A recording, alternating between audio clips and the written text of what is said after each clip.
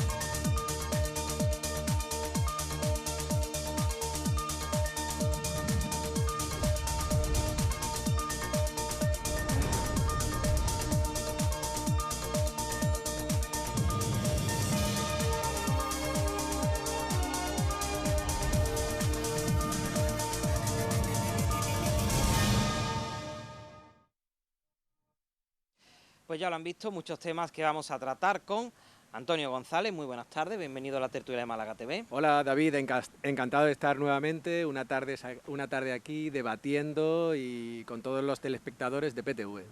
Saludamos también a Rosa Galindo. Rosa, gracias por acompañarnos. Gracias a vosotros siempre por la invitación, y saludar también a los compañeros, las compañeras de PTV y a las personas que nos ven cada mes. Y saludamos también y damos las gracias por estar un mes más con nosotros. Antonio Videla, bienvenido.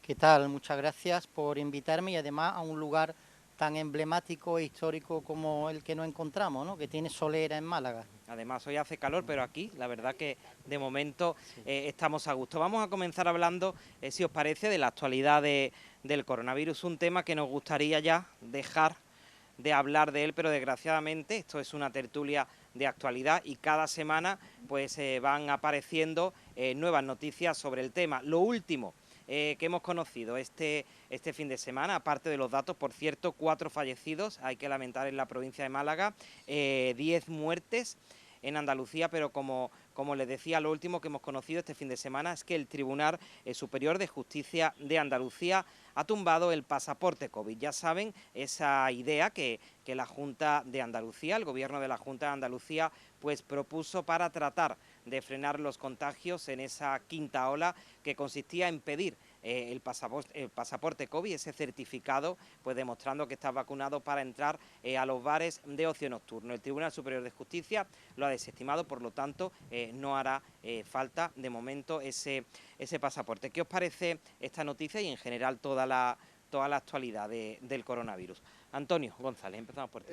Pues yo no comparto, sí hay que respetar, como no puede ser de otra manera, la resolución judicial del Tribunal Superior de Justicia de Andalucía, pero no lo comparto porque la idea del pasaporte COVID era muy favorable, en el sentido de que va a dar bastante seguridad a los comensales que estuvieran en un restaurante o en cualquier lugar de ocio disfrutando de ese local. nos vamos a encontrar con una situación en España de bastante inseguridad jurídica, porque los tribunales superiores de justicia de cada comunidad autónoma pueden pronunciarse de manera distinta en función del territorio. Y con respecto a la actualidad COVID, sí nos tenemos que congratular de que 7 comunidades autónomas ya han llegado al 70% de población que han inoculado la pauta completa de la vacuna. Incluso el 60% de la población de España ya ha recibido esa dosis completa. A partir de ahora se tiene que priorizar a los más jóvenes de cara al comienzo del curso escolar. En Andalucía, en los últimos 2 días, 48 horas, hemos contabilizado 10 fallecimientos y un total de 4.184 contagios, y Málaga está a la cabeza con 952. La buena noticia es que por 6.º día consecutivo la incidencia por cada 100.000 habitantes va disminuyendo. En Málaga solo tenemos una localidad, que es Campillo, que actualmente supera los 1.000 casos por cada 100.000 habitantes. En concreto, en nuestra provincia hemos tenido en las últimas 48 horas 4 muertes y actualmente contamos con 501 hospitalizados, de los cuales 90 están en UCI, ¿no? Hay que apelar a la conciencia para frenar el número de contagios, que sigue siendo elevado, ¿eh? En Málaga recientemente, también en este periodo del fin de semana, se han contagiado por la COVID-19 951 personas, ¿no? Entonces tenemos que seguir haciendo uso de esa cordura, respetando el distanciamiento social y, por supuesto, portando mascarilla y siguiendo todas las indicaciones de las autoridades sanitarias. Me has dejado con la boca abierta, Antonio. Qué bien lo ha explicado todo. ¿Ah, sí? Todo muy bien explicado, todo muy bien explicado. Rosa, adelante. Creo que después cuando habla Antonio de la actualidad COVID, nos deja ya sin palabras. Lo cual agradecemos mucho la información, cómo se la trae preparada y tal. Bueno, yo quiero empezar esta intervención sobre el COVID, pues digamos enviándole todo mi cariño a todas las personas que han perdido familiares debido a esta enfermedad, que son muchísimas. Precisamente, pues a mí me ha tocado muy de cerca un vecino que ha partido hace poquitos días también de COVID. Era presidente de la Asociación de la Avenida Europa. Desde aquí quiero enviarle un abrazo fuerte a la familia y a todos los amigos y compañeros de Juan. Se llama Juan Guerrero. En estos días que vemos, que cada vez más vemos por la calle unas pintadas que especialmente me llaman muchísima la atención. No existe COVID-19, ¿no? ¿Cómo le explicamos a esas familias que han perdido a sus seres queridos por el COVID-19 de que no existe COVID-19? Desgraciadamente y desafortunadamente existe COVID-19 y con esa tenemos que convivir, con esta pandemia sin precedente tenemos que convivir, y no podemos obviar ninguna medida que vaya en pro de acabar con este momento tan doloroso para todos. No me voy a parar en los datos que ya, como bien ha mencionado Antonio, pero sí, con el tema del pasaporte creo que estamos ante una medida bastante polémica y bastante delicada en cuanto, como ya ha comentado también el compañero, cada comunidad autónoma va a tener su propio criterio, pero además, si nos extrapolamos y nos vamos a otros países, mismamente en Francia hay un movimiento grande ciudadano en contra de ese tipo de pasaporte. Es decir, estamos tocando un umbral bastante delicado. Yo personalmente, porque claro, mucha gente apela pues a la libertad, a las libertades, a la no discriminación, etcétera, etcétera. Yo personalmente, mi criterio es que tenemos que ser conscientes de que estamos en una pandemia sin precedentes, de que aunque nos cueste mucho y aunque nos sintamos en este momento un poco más coaccionados en cuanto a la movilidad, en cuanto a las libertades, entre comillas, creo que lo que tenemos que poner como prioridad es la salud pública. Y para mí es lo prioritario en este momento, por respeto a esas personas que siguen siendo factores de riesgo, por respeto a esas personas que siguen desafortunadamente partiendo y por respeto también a las personas que han perdido a esos familiares y hoy en día todavía no han recuperado. Así que con mucho trabajito, porque yo con el tema de las libertades pues me cuesta mucho, pero sí, en este momento voy a apostar por la salud pública y que todas las medidas posibles para acabar con esto sean puestas en marcha.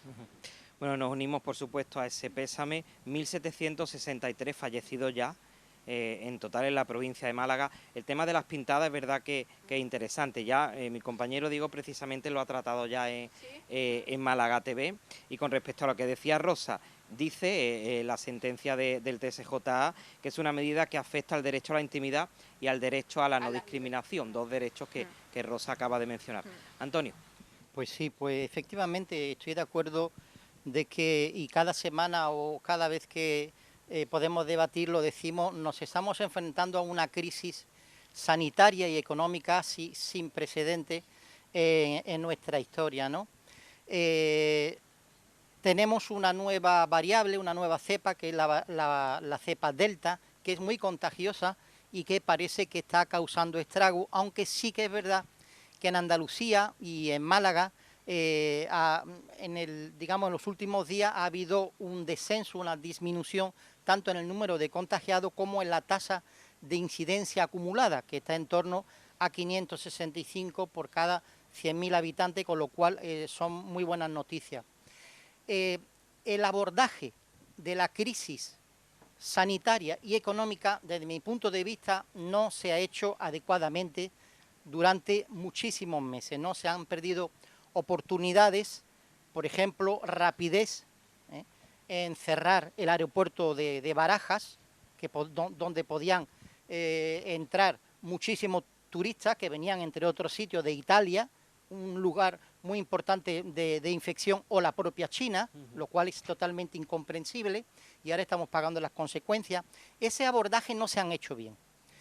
Por otra parte, relacionado con el pasaporte COVID, cuando uno se vacuna, hay que decir que la vacuna es el único medio ahora mismo eficaz, no para que no te contagies, sino para que los síntomas, una vez que te contagie, no sea tan grave.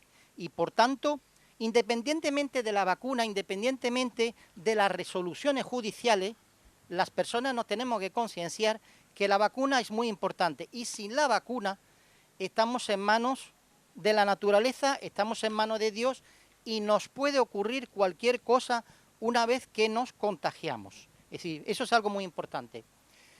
Las distintas comunidades autónomas están actuando, están legislando de espalda unas a las otras. Desde el gobierno de la nación, desde el gobierno del PSOE, no ha habido una unificación de criterios, no ha habido una serie de herramientas comunes para todas las comunidades autónomas que hubiera permitido un abordaje mucho más eficaz de la crisis sanitaria y de la crisis económica, sobre todo de la crisis sanitaria, que es la verdaderamente grave y perjudicial. Por tanto, no se ha hecho todo lo que se hubiera podido hacer, como por ejemplo reformar o reformular la ley de sanidad pública, o la ley de salud pública. No se ha hecho nada para modificarla, y no se ha hecho nada y no se ha unificado criterio por las hipotecas que tiene el Partido Socialista con sus socios nacionalistas, sobre todo catalanes, de la comunidad autónoma vasca, que de alguna manera le tienen hipotecado y no puede maniobrar para hacer un plan estatal de abordaje contra el COVID. Eso, unido a otros factores, como puede ser, por ejemplo, la poca responsabilidad de muchos jóvenes con los botellones, con las fiestas, cuando se les entrevistas hablan de pandemia o dicen que si tú no tienes miedo no te contagias, es algo totalmente descabellado, algo que no tiene ningún sentido. Pues vemos que hubiera sido mucho más importante trazar un plan no basado en lo que digan los jueces, porque hay otro problema, que los 17 tribunales superiores de justicia están legislando de manera diferente, porque no hay unificación estatal por el miedo a que los partidos nacionalistas se le eche, a los socios de Pedro Sánchez se le echen encima, y por tanto no les permitan gobernar en minoría, en la debilidad que están actualmente. Rosa, Sí, bueno, y Antonio Díaz, después Antonio González. Con respecto a las comunidades autónomas, a la unificación de criterios de las comunidades autónomas, hay que recordar que el espectáculo que se dio en una primera etapa, bueno, y que se sigue dando, porque en el Congreso se ha convertido en un circo y bien lo sabemos, el espectáculo fue bochornoso en cuanto a la oposición también de la oposición ante las medidas que proponía el Gobierno, porque justamente con el tema de las comunidades autónomas resulta de que si se le daban más competencias de la cuenta, protestaban.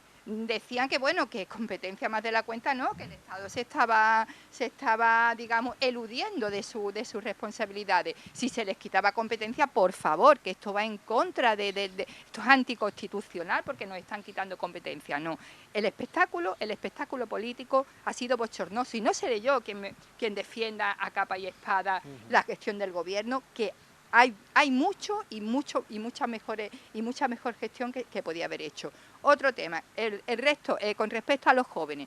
Bueno, los jóvenes, es cierto que muchos jóvenes, o algunos jóvenes, pues actúan de forma irresponsable. Y otros muchos, te aseguro, Antonio, que no actúan de forma irresponsable. Otros muchos son muy responsables. Yo creo que aquí la irresponsabilidad la tienen las mismas instituciones, empezando por las instituciones locales. Porque cuando uno se monta en un autobús de la MT, que pasa cada 20 minutos en hora punta, va el autobús lleno de una punta hasta la otra. ¿Qué pasa? Ahí también son responsables los jóvenes de los contagios que se dan en ese tipo de lugares de los que son responsables las instituciones. Otra cosa de lo que nunca se habla con respecto al COVID, ¿dónde está la medicina preventiva? Porque lo que está claro es que hay lugares donde se dan más contagios. ¿Y por qué en esos lugares se dan más contagios que en otros? Bueno, porque desafortunadamente hoy no todo el mundo tiene acceso a una vivienda digna, en condiciones de salubridad, no todos los barrios tienen las mismas condiciones económicas. Y oye, que vamos en el mismo bar, vamos todos en el mismo mar, pero que algunos viajan en transatlántico y tienen menos posibilidad de contagiarse del COVID, eso es así. Y otros viajamos en patera y vivimos, me voy a meter yo también porque me considero más de esa parte, y vivimos en unas condiciones que no nos permiten, pues simplemente tener una alimentación donde tu sistema inmunológico esté preparado para ciertas enfermedades. Es decir, hay muchas cosas que se están obviando, así que no le tiremos solamente la responsabilidad a esa parte. Antonio. Sí, yo quería contestarle al compañero Antonio que la visión política que ha hecho de la gestión de la crisis no se ajusta a la realidad. En un primer momento el Gobierno optó por un estado de alarma. Si bien gozó del apoyo de las distintas fuerzas políticas, es cierto que la oposición y sobre todo la derecha comenzó a atacar al Gobierno y dejó de apoyar los sucesivos estados de alarma, de esas prórrogas en el estado de alarma. Entonces, ¿en qué quedamos? Si queremos una centralización de competencias y luego estamos criticando que el Gobierno haga dejación de sus funciones, ¿en qué quedamos, ¿no? Porque por un lado, y Rosa lo ha expuesto, por un lado tenemos que hay comunidades autónomas, ya no solo las gobernadas por partidos secesionistas o nacionalistas, sino también por partidos de derecha o incluso el Partido Socialista, que han puesto el grito en el cielo cuando el Gobierno intentaba limitar la competencia sanitaria que tenían transferida desde hace muchos años. Eso por un lado, pero es que luego cuando el Gobierno interviene, mal. Y si no lo hace, dice que está en dejación de funciones y reclaman la intervención del Gobierno de la Nación. Entonces, la verdad es que es una actitud poco coherente, ¿no? Eso por un lado. Sí coincido contigo y no se puede generalizar, como bien decía Rosa, de que ha habido jóvenes que han sido muy irresponsables. Ha terminado el curso escolar y hemos visto botellones, hemos visto viajes de estudios, que eso era Sodoma y Gomorra. Al final ha propiciado que la tasa de contagios se dispare nuevamente y que la quinta ola en España sea más virulenta si lo comparamos con otros países de nuestro entorno europeo, ¿no? Pero no se puede generalizar, hay otros jóvenes que sí han sido muy responsables, ¿no? Entonces, bueno, tenemos que denunciar ese tipo de situaciones, que nos llevamos las manos a la cabeza, ¿eh? Este fin de semana ha habido imágenes en concreto en Málaga de jóvenes haciendo botellón, sentados todos en el suelo, haciendo escalera, bueno, una imagen lamentable, ¿no? No me cabe la menor duda de que nunca se puede generalizar de nada, no solamente de que no son todos los jóvenes, sino uno no puede generalizar cuando habla de cualquier fenómeno humano, jamás. La inmensa mayoría de los jóvenes son gente cuidadosa, son gente que se han cuidado, son gente que han cuidado el contagio a sus familiares, a sus amigos, a sus vecinos. no hay la menor duda. Yo estoy hablando de lo que vemos en televisión, los jóvenes que hacen botellones, que van a las fiestas. Muchas veces, efectivamente, como tú dices, Rosa, las instituciones tienen mucha responsabilidad porque son las que autorizan esas fiestas, efectivamente, esos viajes de estudio, etcétera. Pero tú decías, Asen, también algo interesante que yo comparto, ¿no? Que los distintos estratos socioeconómicos de la sociedad pueden tener un diferencial en la posibilidad de contagiarse. Por ejemplo, el que va en metro, el que va en autobús. Habría que preguntarse entonces por qué el gobierno autorizó la retirada de las mascarillas, porque lo autorizó para todo el mundo. Entonces, sí que es verdad que aunque tú tengas que utilizar el metro y el tren, el autobús, lo que sea, si tú tienes precaución, si tú usas tus mascarillas bien, si tú guardas la distancia de seguridad, etcétera, la probabilidad disminuye enormemente. Luego cuando vemos, por ejemplo, en los restaurantes, en los bares, donde estamos todos juntos sin mascarilla, pues ahí uno está con cualquier nivel socioeconómico, ahí está con un rico y está con un pobre al lado, y el nivel de contagio puede ser lo mismo. Lo que sí quería decir en relación también a lo de las distintas resoluciones judiciales de los distintos tribunales superiores de justicia, primero que habría que unificar doctrina. Eso en primer lugar. Lo que no puede ser que el pasaporte COVID esté autorizado en Galicia y en Andalucía no. Eso nadie lo entiende. Entonces, el Tribunal Supremo debería de unificar doctrina, pero no dentro de 10 años. No, rápidamente. Se tienen que poner a trabajar rápidamente. Y eso, evidentemente, es el gobierno el que tiene que favorecer esto. Porque hay que sustituir lo que digan los jueces que interpretan leyes, interpretan papeles, por lo que digan los comités de expertos, pero no comités de expertos como Fernando Simón, por ejemplo, que cuando yo lo escucho hablar me echo a temblar, porque hoy te dice una cosa y mañana te dice otra y pasado te dice la contraria. Esos comités de expertos yo no los quiero.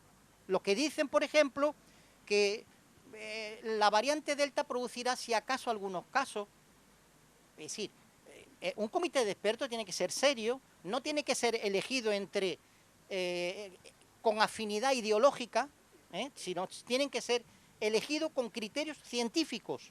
Y eso es lo que nos va a salvar de las posibles consecuencias negativas y perjudiciales del COVID. Pero, Antonio, un apunte. Estamos en un Estado democrático descentralizado con división de poderes, con lo cual el Gobierno no puede interferir en las resoluciones judiciales ni tampoco instar al Tribunal Supremo a que unifique doctrina.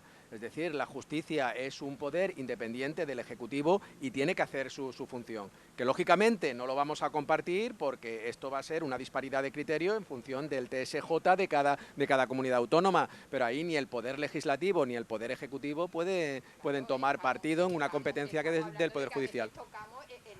Rosa, el micrófono, ¿Qué pero vamos a atender una llamada y después perfecto. continuamos si queréis apuntar algo más. Hola, buenas tardes. Hola, buenas tardes. Buenas tardes. ¿Cuál es su nombre? Me llamo Conchita, Conchita. La peligrosa. Pues mira, Conchita. Este señor me pone a mí de los nervios. Este señor, mire usted, yo le voy a decir directamente a ese señor. ¿Pero a quién? ¿A mí? ¿A quién? El juez, sí, no me acuerdo de su nombre, pero vamos, ni falta que me hace, pero ya está bien. Con lo que habla ya me hace a mí.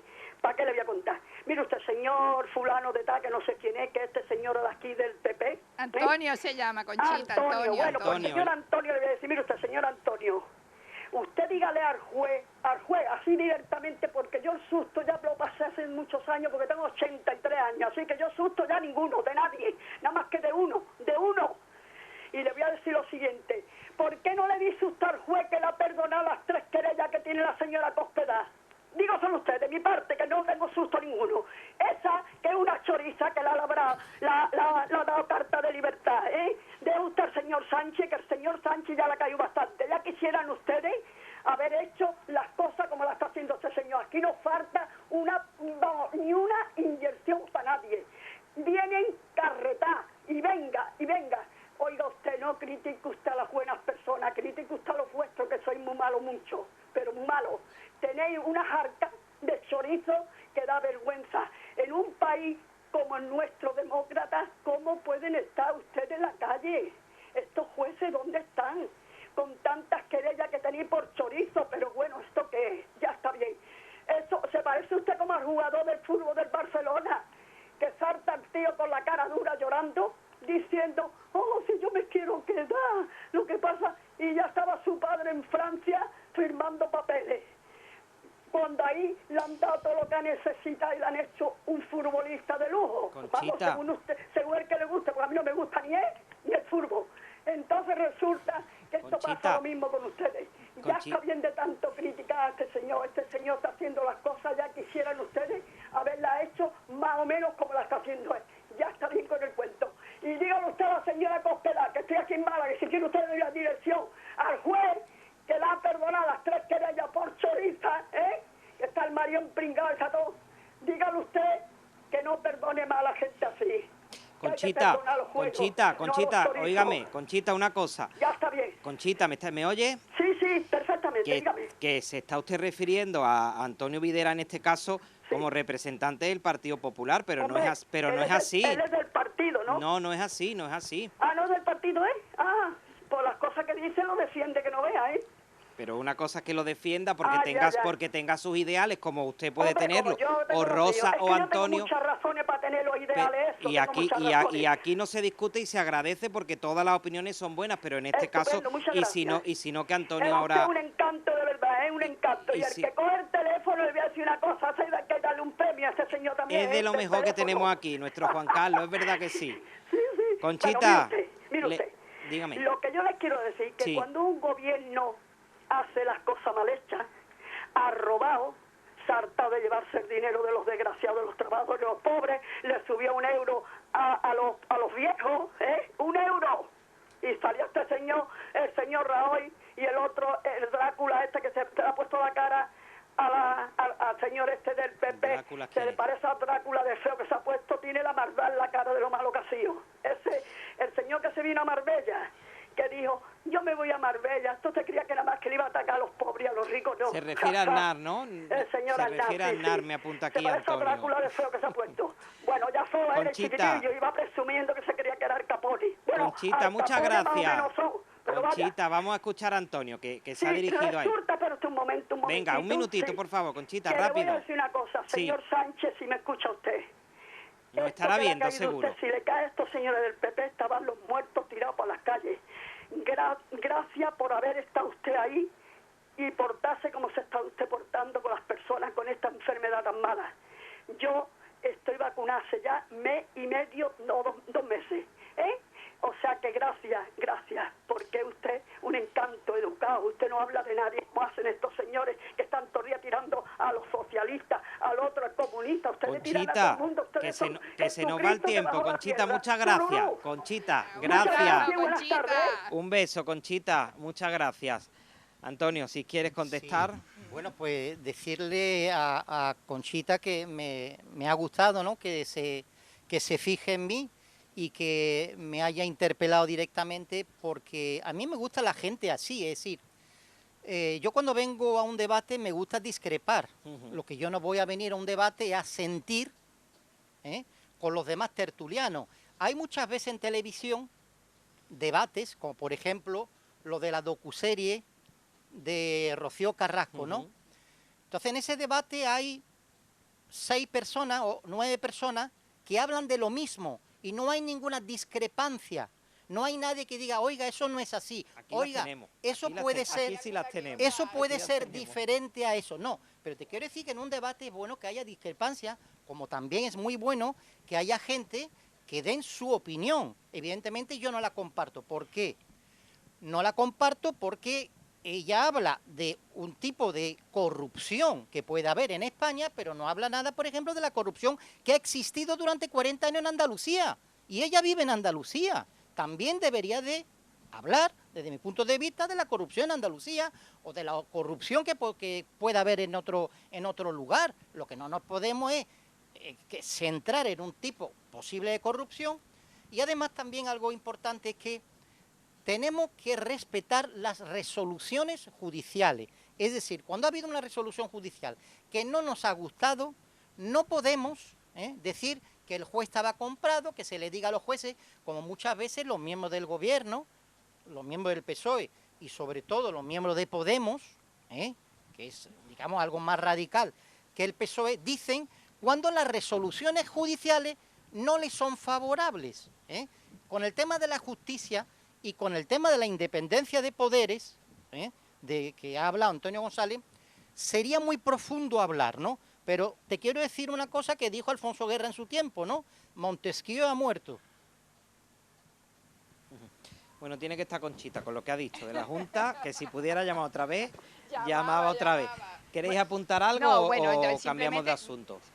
Por mí ya se cambia de tema, pero sí, por un apunte, Antonio, con el tema de los poderes judiciales, que creo que efectivamente hay un tema, es un tema del que podríamos hablar profundamente y seguramente nos llevaría una buena parte del programa, que ni una cosa ni la otra. Así que ahí lo dejo. Bueno, eso es bueno, que aquí haya discrepancias y que haya diversidad de opiniones. El Tribunal Constitucional se estaría planteando reactivar la sentencia del aborto 11 años después. ¿Qué ocurre? Pues que hace precisamente 11 años que el Partido Popular presentó un recurso contra la ley de plazos del aborto que permite abortar sin alegar razón alguna dentro de las 14 semanas de gestación. Un recurso que presentó el Partido Popular que todavía no se ha resuelto y que ahora, más de una década después, han vuelto a acudir al Tribunal Constitucional para que ya, pues definitivamente, pues decida sobre este alegato o esta denuncia, mejor dicho, que hicieron varios diputados, exdiputados ya, del Partido Popular. Me gustaría valorar con todos ustedes esta sentencia y de ahí poder hablar más del asunto. Rosa, empezamos ahora por ti. Que justamente en estos momentos pues se retome de la manera que se está retomando digamos, este recurso que ya en su momento, si la memoria no me falla, fue en el 2010, que, sí, correcto, que sí. algunos diputados del Partido Popular pues presentan al Tribunal Constitucional pues intentando, de modificar la ley del aborto que tanta polémica había tenido en su día y además que tanto trabajito nos había costado a las mujeres de conseguir esa ley del aborto, ¿no?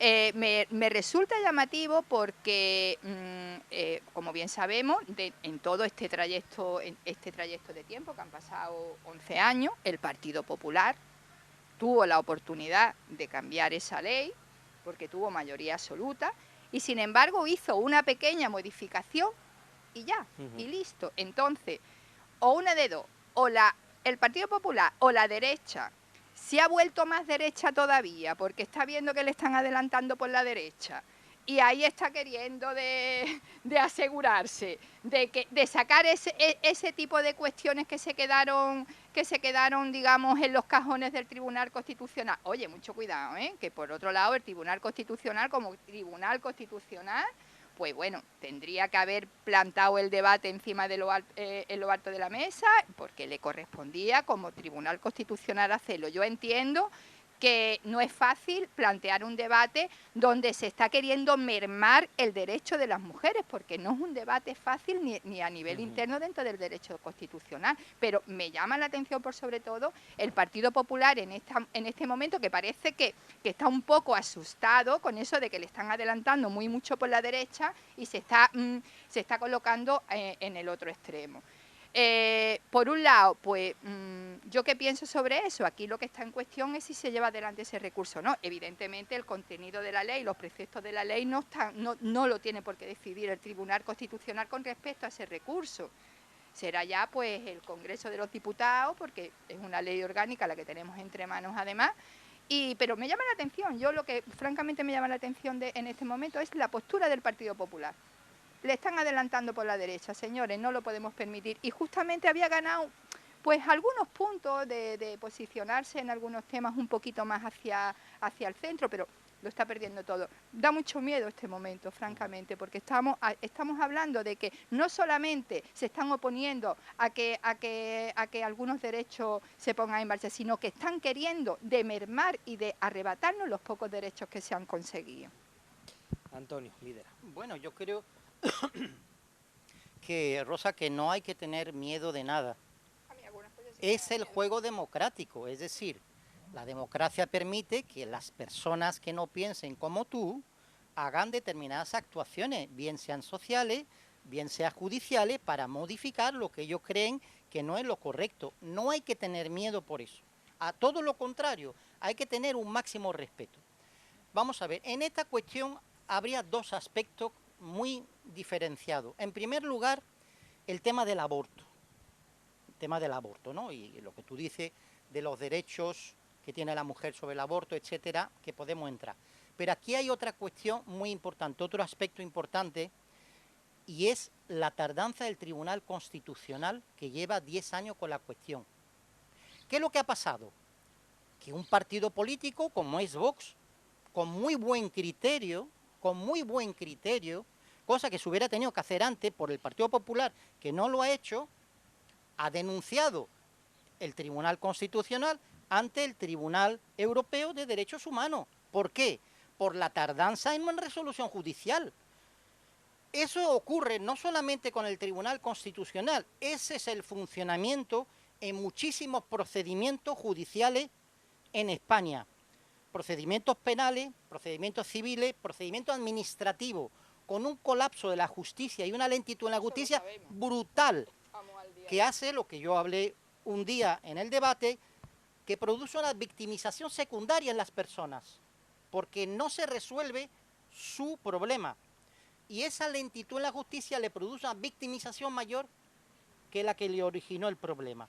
Entonces, el Tribunal Constitucional en 10 años no ha fallado, no ha emitido un fallo, no ha emitido una sentencia, con lo cual es una aberración judicial, algo absolutamente inaceptable, de que en 10 años, mire, en 10 años se han producido 1 millón de abortos.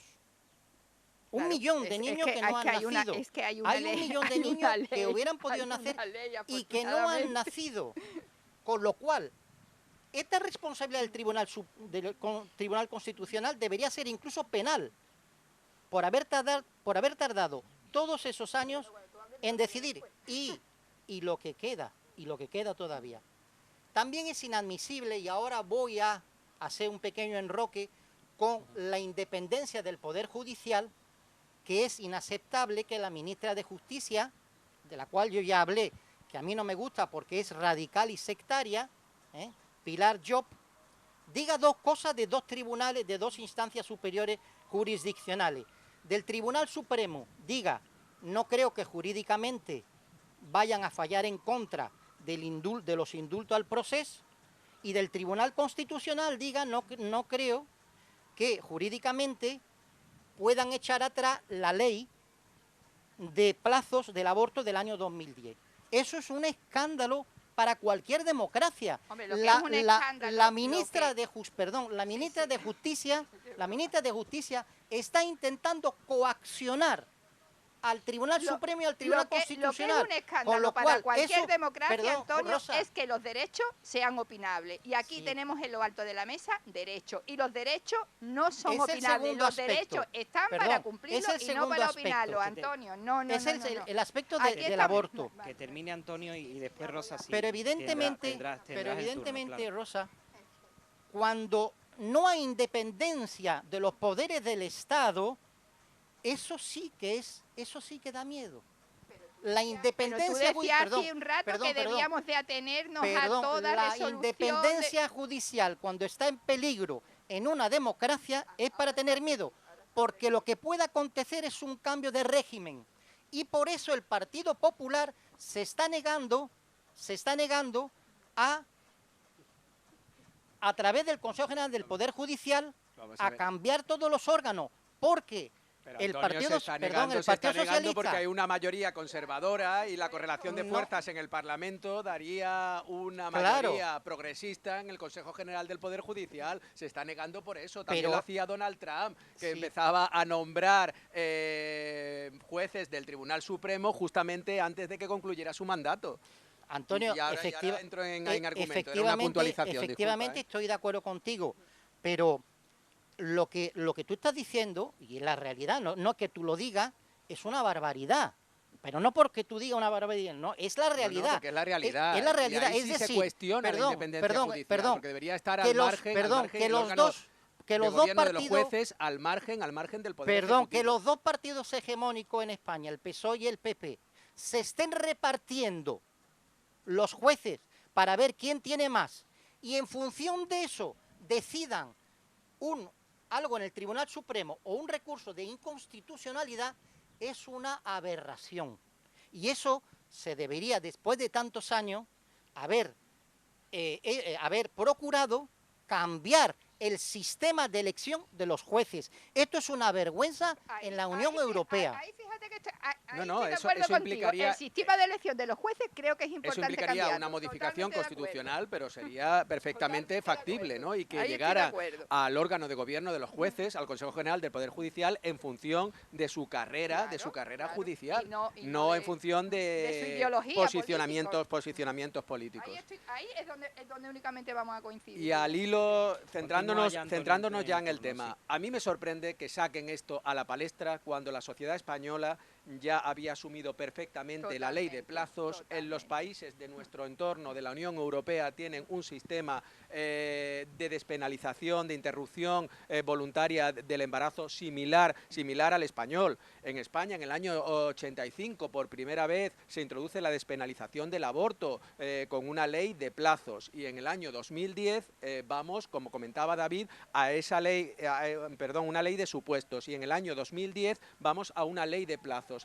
Hasta la semana 14 de gestación se puede abortar sin necesidad de alegar ninguna causa. Incluso se podría llegar hasta la semana 22 en determinadas circunstancias. ¿Qué es lo que ocurre? Que un sector ultraconservador quiere activar este recurso de inconstitucionalidad sobre el aborto en el Tribunal Constitucional. Se trata de una asociación de abogados cristianos y de 20 diputados, exdiputados del Partido Popular, entre los que se encuentran exministros en la órbita del Opus, como Jorge Fernández Díaz, como Federico Trillo, incluso algunos miembros de Vox que fueron dirigentes del Partido Popular, como la murciana Lourdes Méndez Monasterio, que ha saltado a la palestra en los medios porque se ha negado a condenar con un minuto de silencio a las víctimas de violencia de género, y también está en contra de que las mujeres que sean pareja puedan inscribir al recién nacido como ambas madres en el registro civil. Es decir, para que sepamos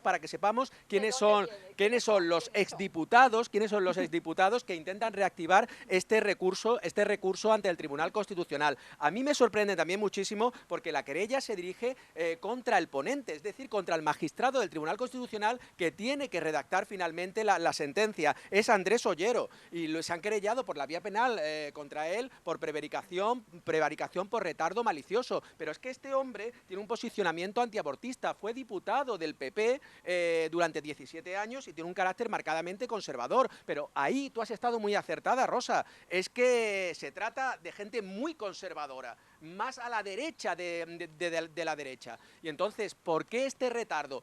Lo ha apuntado el presidente del Tribunal Constitucional, y yo creo que tiene toda la razón. Juan José González Rivas dice en relación a este recurso de inconstitucionalidad que la causa no se resolvió en su día al considerar que estaba tácitamente desistida. Totalmente. ¿Por qué? Porque el PP ganó 2 elecciones, la segunda con mayoría absoluta, en el Congreso y en el Senado.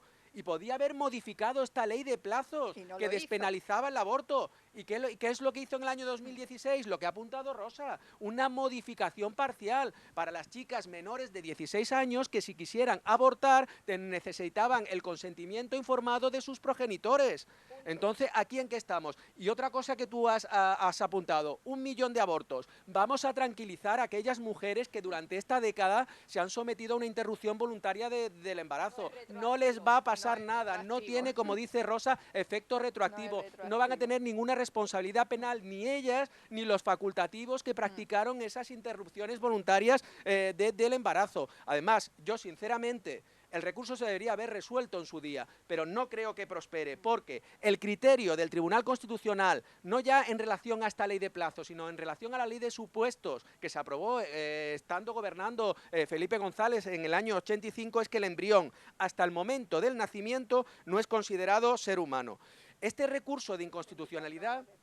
Efectivamente, este recurso de inconstitucionalidad se ampara en el artículo 15 de la Constitución, es decir, todos tienen derecho a la vida y a la integridad física y moral. Pero ya digo, el criterio del Tribunal Constitucional hasta ahora es este, ¿no?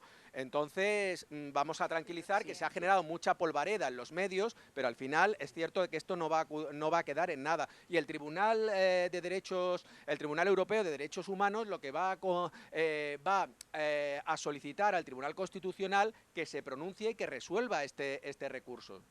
Claro. Rosa y después sí, Antonio bueno, yo Videla. no quería en mi primera exposición, y de hecho no quería entrar porque es un tema que me parece un poco también delicado, en lo que hace el fondo de las cuestiones de la ley del aborto. Y hablo como mujer, y por cierto, como una mujer que vaya por delante, tiene 3 hijos, ¿vale? He parido 3 veces, que no, ya con eso ya lo he dicho todo. Yo puedo estar a favor, bueno, puedo someterme o no a una interrupción de embarazo, pero lo que sí quiero tener la libertad como mujer, ya no, obviamente, porque ya no tengo edad de meterme en ese tipo de proyectos, pero sí, cuando las he tenido, sí quería tener el derecho de hacerlo. Es muy fácil decir desde una posición privilegiada. Es muy fácil decir desde una posición privilegiada, incluso de una mujer que no pueda tener ningún problema económico ni ningún tipo de problema a otros niveles para sacar un proyecto de un hijo para adelante. Es muy fácil decir desde la posición privilegiada de un hombre que no compromete absolutamente nada, ni su cuerpo, ni su psicología, ni su vida en cuanto a un embarazo, porque si quiere no lo compromete. Somos las mujeres las que nos comprometemos íntegramente ante eso. Es muy fácil opinar de la manera que se está opinando. Antonio, de toda la vida, cuando una mujer se ha quedado embarazada y no se ha visto con posibilidad en ese momento, por los motivos que fuese, simplemente porque no entra dentro de su proyecto de vida, ha recurrido a un aborto. Las mujeres de derecha, las mujeres de izquierda y las mujeres sin ningún tipo de ideología. Diferencia, ¿cuántas mujeres no les ha costado la vida por tenerse que someter a intervenciones que no estaban ni siquiera garantizadas por un médico o garantizadas por una seguridad sanitaria? ¿Cuántas mujeres lo han hecho con las máximas garantías de seguridad porque se han ido a otros países a abortar y porque han tenido medios económicos para hacerlo? En definitiva, de nuevo somos las mujeres que tenemos menos posibilidades las que estaríamos más afectadas. Eso es indudable. Que una mujer que yo tenga que tener problemas psicológicos o yo tenga que estar en riesgo mi vida para yo decidir si interrumpir un embarazo o no, por favor, ¿dónde está mi libertad? ¿Dónde está mi libertad como mujer, como persona, para decidir mi proyecto de vida? ¿Dónde está mi libertad? Y no me hables de la persona no nacida, porque la persona, tú lo has dicho, no nacida, no ha nacido. En este momento, la vida que está en compromiso es la vida de la mujer.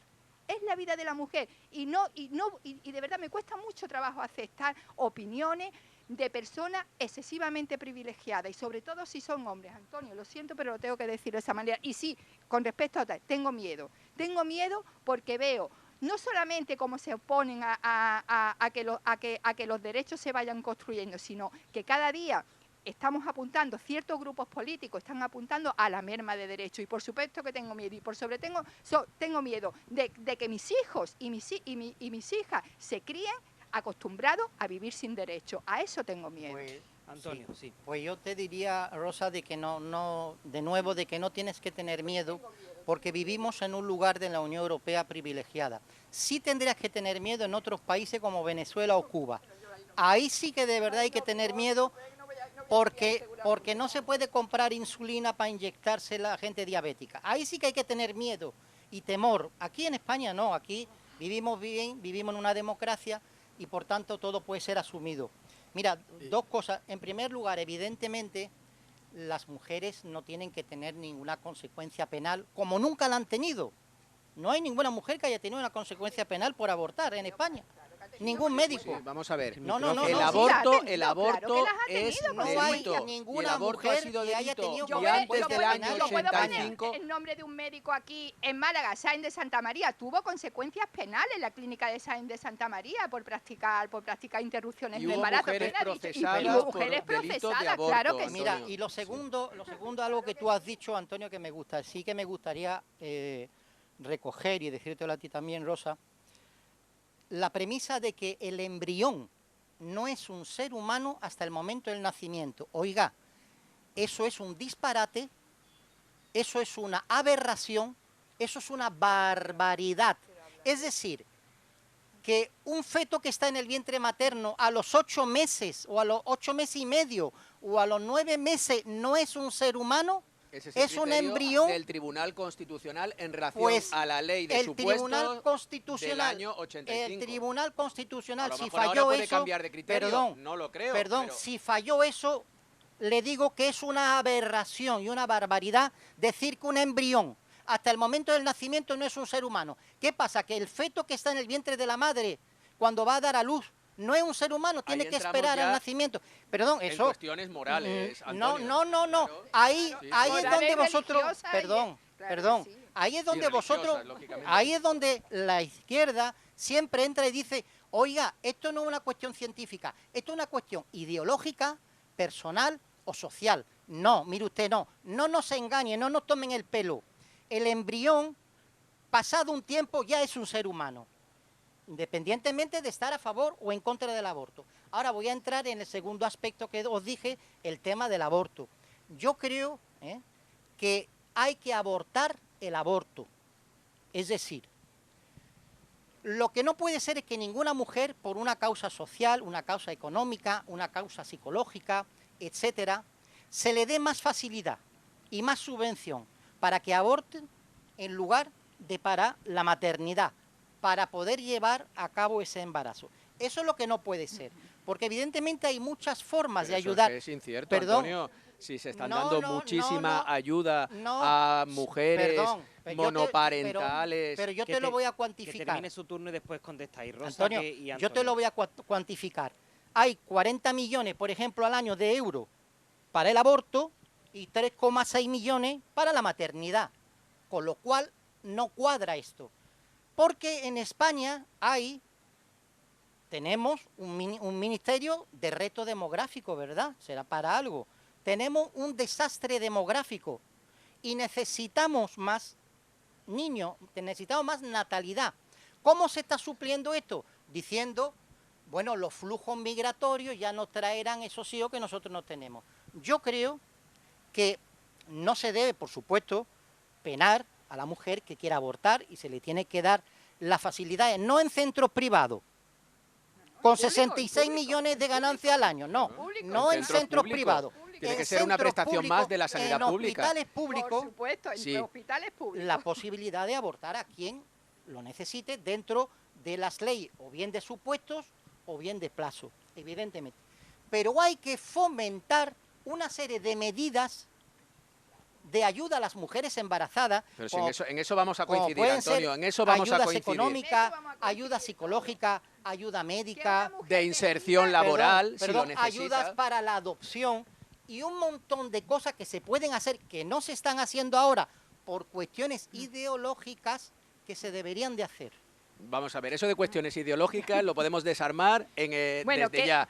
Durante 8 años gobernó Mariano Rajoy, que precisamente no es de izquierdas, ¿no? Es decir, durante 8 años tuvimos 2 legislaturas con gobiernos del Partido Popular. ¿Por qué no modificaron la ley de plazos? Únicamente se modificó para las chicas menores de 16 años, como yo he dicho antes, que para someterse a un aborto necesitaban el consentimiento de sus padres. Pero el aborto es una decisión muy dura. Yo si fuera mujer tampoco Muy dura, abortaría, porque muy me encantan dura. los niños. Muy dura. Y mi mujer también sufrió ella abortos naturales y lo pasamos muy mal. Pero tiene que haber una regulación y una regulación garantista. Y eso es una decisión muy personal, y cuando la mujer se ve en esa tesitura hay que apoyarla también y darle la opción de que pueda elegir interrumpir voluntariamente el embarazo, Claro, independientemente de que se arbitren una serie de ayudas para aquellas mujeres que aun en una situación socioeconómica muy adversa sean valientes y decidan traer al mundo esos hijos. O sean valientes y decidan Rosa, interrumpir adelante. el embarazo. Quiero decir que una mujer cuando se queda embarazada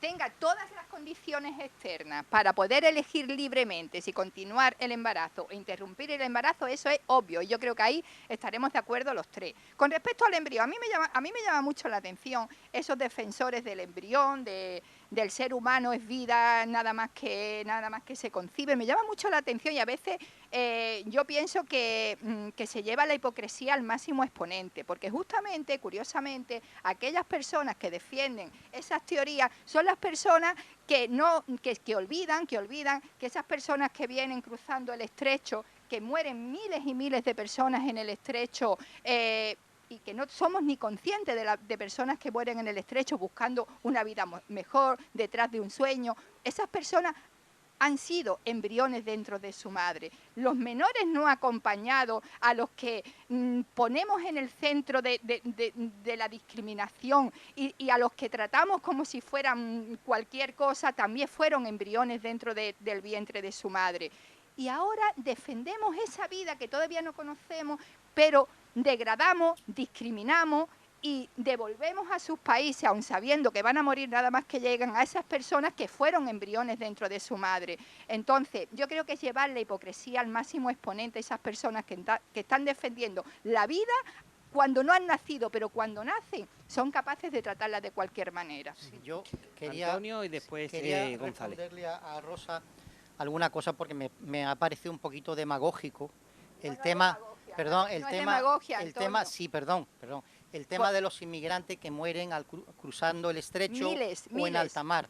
Sí, pero hay millones o muchos más miles que mueren en África. Por sus países. Por supuesto.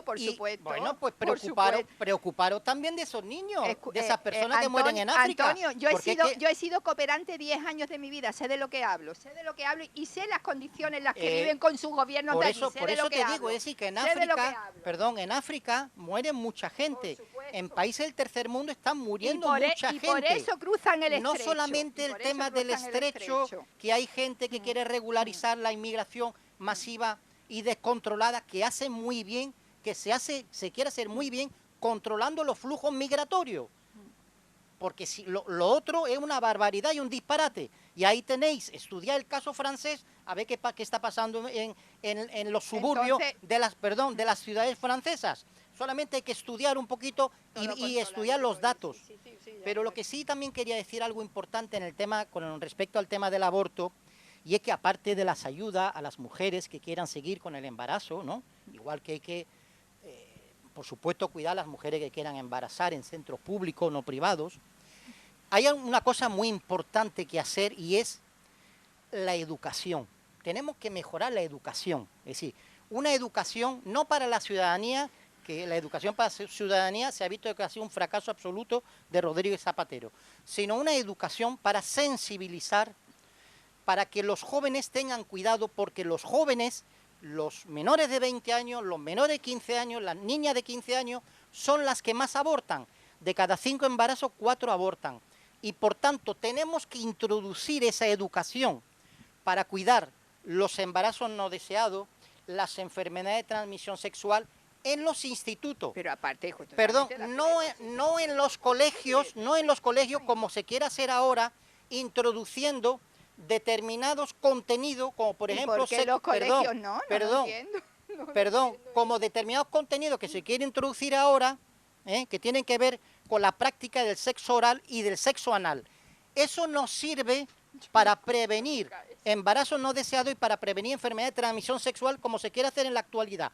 Lo que hay que fomentar es otro tipo de educación. Vamos a ver, yo soy un firme defensor de educación para la ciudadanía, entre otras cosas porque me he leído los manuales de educación para la ciudadanía, tanto en primaria como en secundaria, cuando se imparten este tipo de materias, y lo que hacen es propiciar personas que respeten a las minorías, a esa diversidad, a esa pluralidad que tenemos en una sociedad como puede ser la española. Entonces yo soy un firme defensor. Y tú decías, es que hay que tener miedo de los regímenes como Venezuela o Cuba.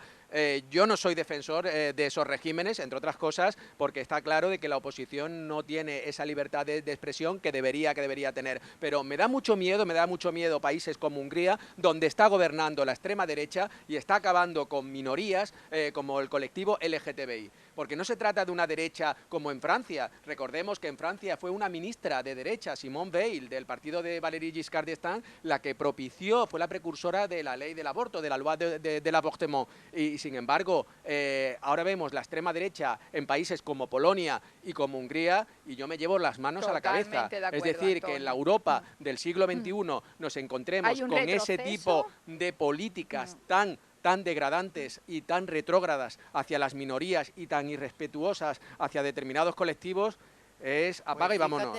Fíjate que curioso, Antonio, que tú has hablado de Polonia y de Hungría, y esos países lo que están en contra no es contra los homosexuales, es contra el adoctrinamiento LGTBI en los Pero colegios. eso como es. Perdón. Eso no me entero yo. Pero es que en la sociedad no hay homosexuales, Perdón, es que no puede haber publicaciones donde no se recoja. dejarme desarrollar mi idea. Entonces, en esos Pero países... déjame que te haga una No, pregunta. perdón un momentito, Es ahora que me la tengo sé, que si no curiosidad, pierdo, es que tengo pierdo el hilo. curiosidad. Termina, Antonio, rápido Sí, para sí. que Es vamos que si no, mira, a cambiar de en asunto esos- y en Rosa esos hace la países- pregunta. Polonia y Hungría, muchos homosexuales están más seguros que en La Coruña. ¿Os acordáis la manada que han asesinado a Samuel? O el chico que le han destrozado la vida en Amorebieta, que lucha para que su cerebro no esté en estado vegetativo. Pues en Polonia y en Hungría yo estoy seguro que no van a tener esos problemas.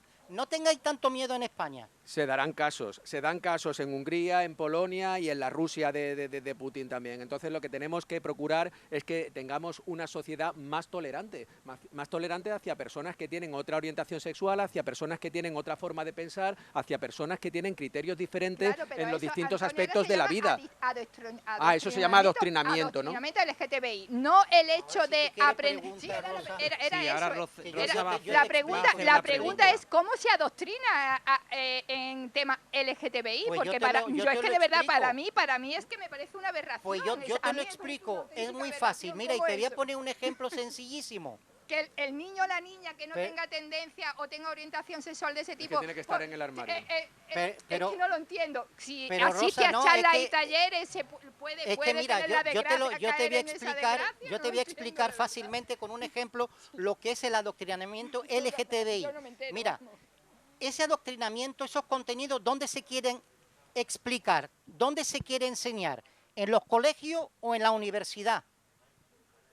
Obviamente hay que enseñarlo desde chiquitito. Obviamente en los colegios, porque los niños no saben absolutamente nada de la vida. En la universidad la gente se ríe de ti y no se pueden explicar esos contenidos. Yo me he perdido. Evidentemente, por eso se va a la escuela a niños de 6 años, como por ejemplo en Francia se dio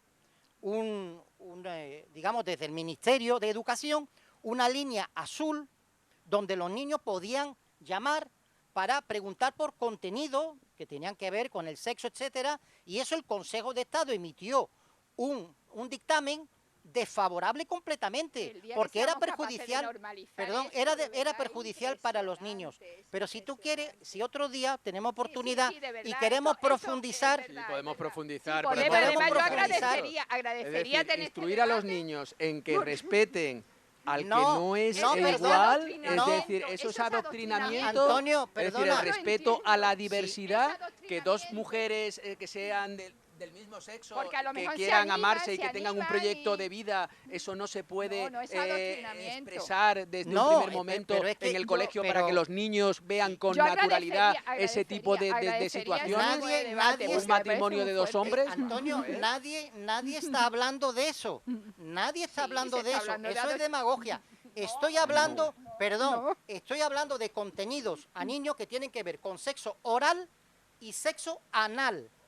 No de lo que tú estás diciendo de respeto a las minorías. No, yo no Es que estoy hablando de eso eso. es lo que ha ocurrido en Hungría, ¿eh? Totalmente. En Bueno, yo Hungría, te de estoy todos diciendo los libros de textos, los contenidos en es España. más, incluso en las librerías no pueden vender ningún libro de temática LGTBI cerca de colegios o de iglesias, Porque eso es adoctrinamiento. porque eso puede ser adoctrinamiento. Adoctrinamiento. Vaya a de la permitir, ciudad. tenemos Vale, que vale. hacer un pequeño, Venga, un ya, pequeño sí, descansito para la publicidad y enseguida volvemos, unos minutitos.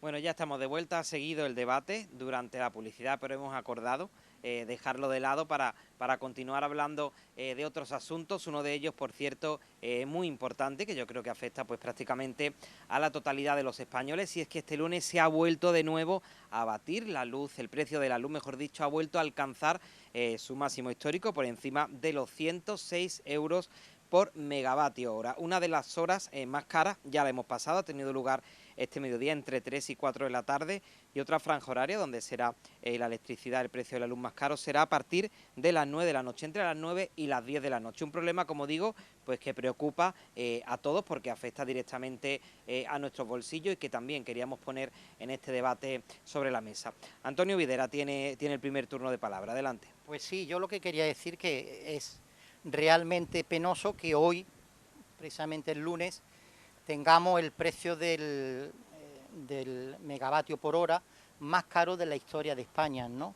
Y eso entronca directamente con una subida generalizada de impuestos, y por tanto podríamos denominar, he escuchado yo una frase hoy que me ha gustado, ¿no?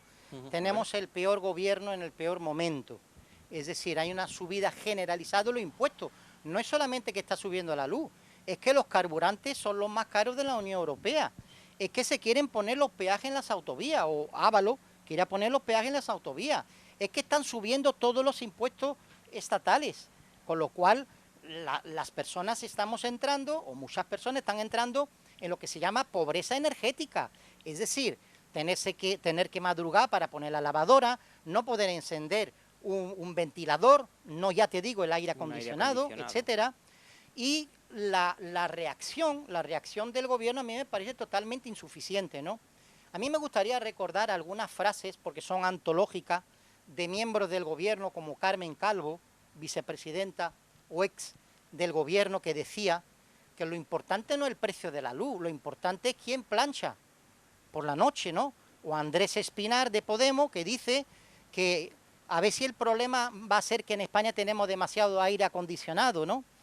Los dos partidos en el gobierno, los dos partidos más importantes, el PSOE y Podemos, hacían banderas y hacían unas críticas feroz cuando gobernaba el Partido Popular, cuando subía un poquito el recibo de la luz, y decían que iban a poner firme, Podemos decía que iban a poner firme a las compañías eléctricas. Y yo ya no escucho a Podemos hablar de esto, como tampoco estoy escuchando a Podemos reivindicar su primera promesa electoral en abril de 2019, no sé si os acordáis, exigir la devolución de los 60.000 millones de euros del rescate bancario. Cuando Podemos ha accedido al gobierno, ningún responsable, ninguno de ese partido político ha vuelto a mencionar el rescate bancario. Si encontráis alguna cita, me la pasáis para yo archivarla. Por tanto,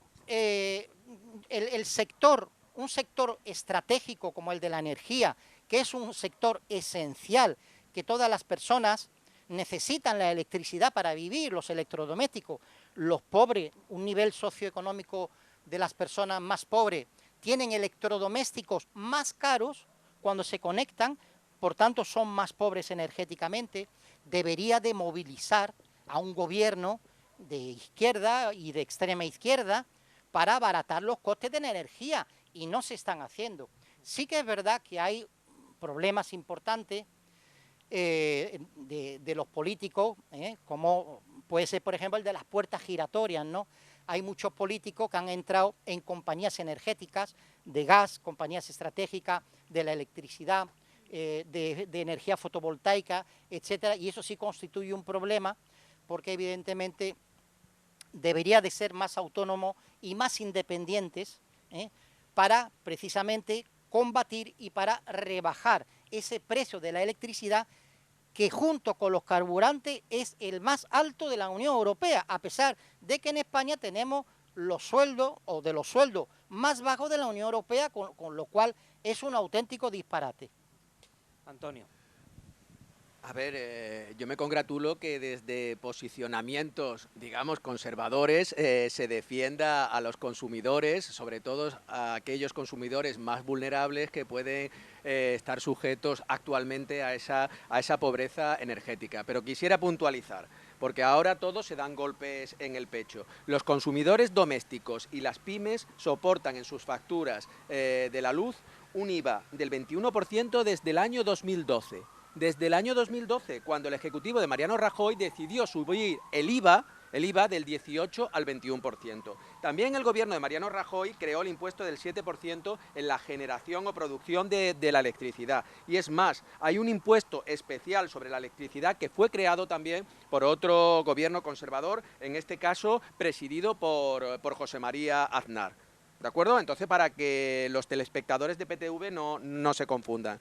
El gobierno de Pedro Sánchez ha decidido una ofensiva para abaratar la factura de la luz, más cuando los precios de la electricidad se encuentran actualmente, como ha comentado mi compañero, en máximos, ¿no? Se bajaría el IVA del 21% hasta el 10%. ¿Para quiénes? Para aquellos consumidores que contraten hasta 10 kilovatios y siempre que el precio medio mensual del mercado mayorista de la electricidad esté por encima de los 45 euros megavatios hora.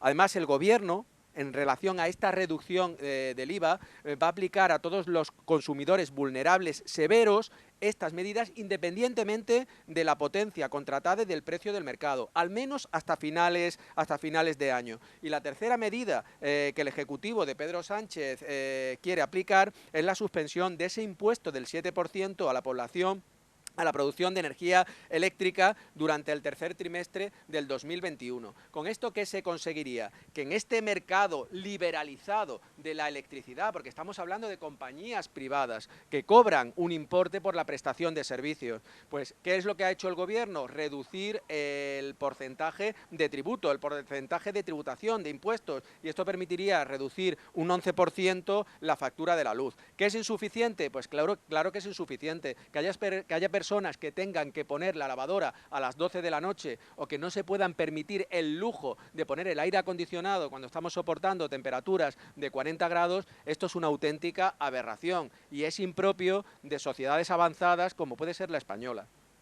Rosa. Bueno, pues ahí un poco, como tú bien has apuntado al principio, Antonio, vamos a coincidir en algunas cuestiones. Para empezar, el término la denominación de pobreza energética no es nueva, ya lo ha apuntado Antonio. La pobreza energética, desafortunadamente, la están viviendo las personas en situación de pobreza y utilizo el término en situación de pobreza y no personas pobres porque no me gusta calificar a una persona de pobre como de por vida. Tienen una situación de pobreza en este momento, con lo cual confiamos en que en algún momento puedan salir esas personas de esa situación. Es algo que es una denominación y algo que se está viviendo desde hace mucho tiempo ya. Otro tema, yo quiero apuntar un poco a la mayor, porque es cierto que todo lo que ha apuntado Antonio, que si la reducción del IVA al 11% puede abaratar los costes de luz, pero aquí el tema de fondo es que estamos en el país europeo con más horas de sol y sin embargo nos olvidamos. Yo creo que todo esto se solucionaría si empezáramos a fomentar el autoconsumo, las comunidades de autoconsumo energética, la transición energética justa. Y es por ahí por donde tenemos que pasar. Ese es el debate que, bajo mi punto de vista, tiene que estar en el gobierno. Y como bien habéis dicho, tanto uno como otro, obviamente estamos hablando con Endesa de una de las puertas giratorias de muchos que han dejado la política y bueno, y con la Iglesia hemos topado, al igual que con los bancos, que estoy totalmente de acuerdo, 60.000 millones de euros de rescate bancario. Nadie ha hablado más de eso, obviamente. ¿Quién va a hablar de que los bancos nos deben a cada español 60.000 millones de euros? Preferimos poner en el centro a los que están ocupando pisos. Que a aquellos que le quitaron los pisos a esas personas por unas cláusulas suelas indecentes e ilegales. Quiero decir, me alegro y me congratulo también de que podamos tú y yo hablar en estos términos a pesar de estar en las antípodas políticamente. Pero volviendo al tema y centrando el tema de lo que es la factura de la luz, para mí la solución pasa por tratar el tema de fondo, autoconsumo, comunidades energéticas, miremos de verdad la transición energética justa. Y es desde ahí donde vamos a dar respuesta a la situación, donde cada uno de las personas, independientemente de la situación económica que tengamos, podamos acceder a un suministro básico como es la electricidad. Entonces, por eso digo, yo voy a la mayor ahí. Sí.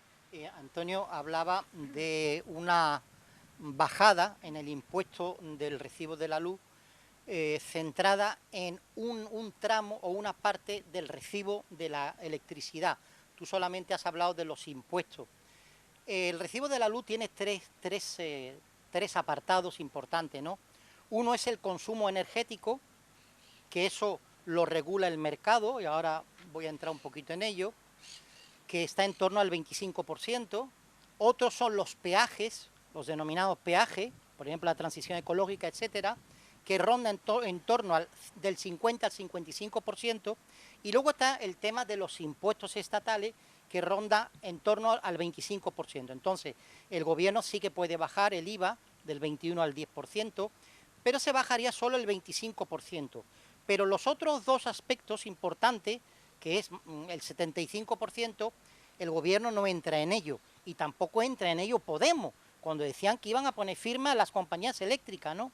Entonces, en cuanto al consumo de la electricidad, que es el 25%, se determina por un sistema que se llama sistema o modelo de subasta marginal, que significa que cuando entran varios ofertantes y varios demandantes de electricidad, lo echan como una especie de piscina. De hecho, el término en inglés es pool, ¿no? Lo echan ahí, y entonces el último competidor, el último ofertante que ha lanzado y que tiene el precio superior, es decir, el marginal, es el que paga a todos los demás. Es decir, si el último que ha entrado hace una oferta con un precio alto y los demás que estaban antes, la oferta era menor, todos van a recibir el precio máximo. Eso se llama sistema de subasta marginal. Eso lo puede cambiar el gobierno. ¿Por qué no lo cambia el gobierno? ¿Por qué no cambia el gobierno a un modelo, por ejemplo, de pago según oferta? ¿O por qué no regula de que no se pueda alcanzar un precio máximo? Todo eso lo puede hacer el gobierno perfectamente. ¿Por qué no lo hace? Pues habrá que preguntarse si tienen voluntad de hacerlo los distintos partidos políticos. O habrá que preguntarse, por ejemplo, cómo la ex ministra de Vivienda, Beatriz Corredera, que fue ministra de Vivienda con Rodríguez Zapatero, es la presidenta de Red Eléctrica Española y gana 546.000 euros al año. Habrá que preguntarse qué es lo que pasa ahí y por qué no se cambia esto. Y efectivamente es muy importante el tema de la energía fotovoltaica, porque las energías renovables... El autoconsumo. Baja también el precio en el recibo de la electricidad. Y eso también habrá que preguntarse por qué no se ha fomentado hasta ahora y por qué no se fomenta más. Sí, las puertas giratorias hay que mantenerlas. Hiciste un excelente programa aquí con Marisa Casal y con Francisco Gutiérrez, alcalde de Álora, donde ahí explicaron muy bien qué está ocurriendo en la provincia de Málaga y en Granada, etcétera, y se te ponen los pelos de punta. Ese era el siguiente tema, pero me temo que con lo que queda de programa no va a dar tiempo. Como vuelvo a ver en septiembre y seguramente el tema estará en actualidad, lo trataremos si os parece, pero en estos 5 minutos que queda os planteo otra cuestión porque me parece importante y simplemente quiero saber vuestra opinión con respecto a la Torre del Puerto. Creo que es un tema que ya hemos hablado aquí, pero ahora tenemos una novedad importante y es que el Ministerio de Cultura pues rechaza el proyecto que pretende hacer el Ayuntamiento porque atenta, ¿no? Dice Cultura con la imagen del centro histórico. Hay muchos colectivos que están en contra, también hay gente que está a favor, pero me gustaría rápidamente pues sondear un poco vuestra opinión del proyecto. No es vinculante, todo el plan especial del puerto sigue adelante, pero bueno, ya al menos es una opinión de un organismo oficial que se muestra en contra. Antonio, Rosa y después Antonio Videla. Os pido brevedad, eso sí, a cada uno ya para terminar. Sí, muy breve. A mí me ha sorprendido el dictamen del Ministerio de Cultura en el sentido de que ha emitido un informe negativo en relación al proyecto de construcción de este hotel Torre del Puerto, ¿no? Debido al impacto que tendría en el centro histórico. Entonces queda en el aire ese edificio de 116 metros de altura que albergaba entre 35 y 27 plantas en la plataforma del Morro de Levante. Dice en concreto el Ministerio de Cultura, lo tengo aquí apuntado, que es una expoliación para el patrimonio cultural de la ciudad de Málaga, ya que alteraría de manera irreversible el paisaje histórico y natural que caracterizaría el centro de la ciudad. El presidente de la autoridad portuaria, Carlos Rubio, ha dicho que no es vinculante, como tú bien decías, David, ese informe del Ministerio de Cultura. Están esperando también el dictamen de Puertos de España y, en cualquier caso, la última valoración dependerá del Consejo de Ministros. Sí empieza a haber movimientos, porque el PSOE al principio remaba a favor de este proyecto, y es cierto de que ahora las últimas declaraciones de Dani Pérez y de Salva Trujillo parece que lo dejan ahí en el aire, incluso podría cambiar de criterio, ¿no? Es un proyecto controvertido porque incluso el Colegio de Arquitectos de Málaga ha manifestado ya su reserva y muchas asociaciones vecinales, ¿no? Claro, Rosa, minuto y medio para escuchar también a Antonio. Justamente, pues, a felicitar por sobre todo pues a la plataforma Defendamos Nuestro Horizonte, con Triviño que está ahí y con otros colectivos luchando por defender justamente nuestro horizonte. Felicidad por el gran trabajo que hay ahí. Bueno, por sumar, porque tú ya has hablado de este informe de cultura y todo lo que afectaría a nivel paisajístico y de nuestro patrimonio, yo quería sumar de algo que se habla un poquito menos, pero que para mí es lo más importante, y es el impacto ambiental que va detrás de ese gran proyecto. Creo que no somos conscientes de que no es que estemos en un cambio climático, no, estamos en una emergencia climática. Una emergencia climática que solamente, ahora que tenemos el mar aquí tan cerquita, solamente con mirarlo ya notamos cómo ha subido, cómo la marea está más subida que hace unos años. No entiendo, de verdad, es algo que no entiendo yo y creo que no entienden muchos malagueños y muchas malagueñas, cómo un proyecto de estas características puede se puede llevar hacia adelante en las condiciones medioambientales que se va a llevar. Eso subiría indudablemente el efecto de gases de invernadero, subiría muchísimo un proyecto de esas características, aparte de que pondría incluso en peligro a futuro a la gente que sí. Y por otro lado, por terminar, comentar que ha sido el proyecto de Málaga que más alegaciones ha tenido en toda la historia. No sé, han sido 1000 y algo alegaciones, pero ha sido el que más alegaciones ciudadanas ha tenido. Antonio Videra, y ya cerramos con él. Yo creo que actualmente la ingeniería y la arquitectura está tan desarrollada de que se puede construir los hoteles integrando perfectamente con una arquitectura paisajística, una arquitectura integrada en el paisaje, y que además ciudades como por ejemplo como Nueva York, con Manhattan o Shanghái o Hong Kong, tienen los rascacielos que llegan prácticamente a la orilla del mar. Es decir, eso no es problema para la ingeniería y la arquitectura actual, ¿no? La planta hotelera, las nuevas plantas hoteleras, evidentemente es un plus para cualquier ciudad, da más puestos de trabajo, atrae a más turismo, es un reclamo para la ciudad, dinamiza la economía de la ciudad y por tanto siempre son positivas. Yo creo que echar abajo un proyecto tan importante o proyectos tan importantes que tienen que ver con construcción de hoteles no es algo que sea para vanagloriarse. Pero se podrían combinar, Antonio, el impacto medioambiental también, o para el centro histórico, con esos proyectos que pues, sí pueden generar mucha creación de empleo, ¿no? Y el hotel puede ir, si realmente hay una demanda de hoteles de esas características, porque decía que hay una demanda de hoteles de lujo en Málaga. Bueno, pues hagan esos hoteles en otros lugares, pero que no afecten a nuestro patrimonio y que no afecten además a nuestro medio ambiente. Que no vivimos en Nueva York, estamos en Málaga, queremos ver nuestras farolas, cuando venimos en barco queremos divisar el monte de Gibraltar, queremos ver la catedral. Oye, que te pones en Sevilla y la verdad que cuando vas a Sevilla y ves ese mamotreto que ya más alto que la Giralda, pues los sevillanos, que yo sepa, no están ni mucho menos contentos. Pues una cosa así, porque creo que va a ser el segundo más alto de toda España, si eso se lleva hacia adelante. Y oye, y tenemos que respetar también pues la idiosincrasia de cada lugar y la cultura de cada lugar. Y nada de eso está sucediendo. Pues nos quedamos sin tiempo. Antonio González, Rosa Galindo y Antonio Videra, muchísimas gracias. Por participar. Retomaremos en septiembre porque me parece interesante el tema de la fotovoltaica. Además, yo sé que lo traías preparado. Sí, porque además es un tema que es muy importante. importante. Entronca con el cambio climático. Con el cambio climático, con la factura de la luz, es que entronca con todo. Pues todo tiene que ver, lo trataremos. Muchísimas gracias, lo dicho a los tres. A todos ustedes también muchísimas gracias por acompañarnos. Les dejo con nuestra programación en directo, pero antes una recomendación de nuestros canales temáticos en esta ocasión de temática documental. Gracias por su compañía. ¿Qué harías para adelantarte a los nazis con la bomba atómica? Si fueses Pierre Dupont, probarías el primer reactor nuclear en una cancha de squash bajo un campo de fútbol antes de llevártelo a un bosque cercano. Sorpréndete con su ingenio. Los titanes que construyeron el mundo. Los lunes, solo en Canal Historia.